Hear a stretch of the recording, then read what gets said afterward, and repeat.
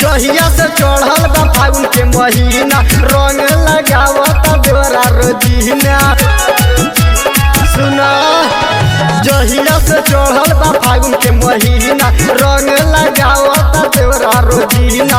चोली फारी होली में तू हमरा के सनकावता, पिचकारी देवरा बतावता, रंग ढोड़ी में लगावता, पिचकारी देवरा बतावता, रंग ढोड़ी में लगावता।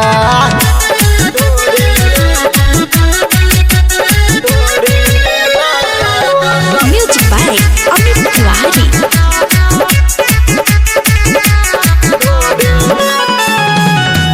केतनो समझाई बाकी माने न बात हो, चारू ओर लगा के कैले बाटे लाल लाल हो। हमरा मुरी पसे आचारा उतार दिले बा, असो होली में चोली धके फाड़ दिले बा। देवरा बाटे बड़ी खराब, जेवरा में बोलावता, पिचकारी देवरा बतावता, रंग ढोड़ी में लगावता, पिचकारी देवरा बतावता, रंग ढोड़ी में लगावता।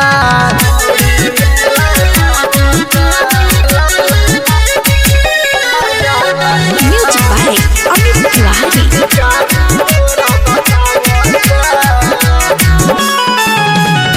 फगुआ में आइल लेके लपुआ के टोली, उनको नहीं मानताते केतन हाथवा चोरी।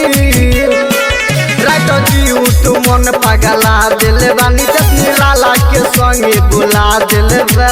जौनदीप सर लगाई के लो हमरा के बुलावता, पिचकारी देवरा बतावता, रंग ढोड़ी में लगावता, पिचकारी देवरा बतावता, रंग ढोड़ी में लगावता। मुआ दिल बहू। प्रेजेंटेड बाय क्रांति रिकॉर्डिंग स्टूडियो भेलाही बाजार।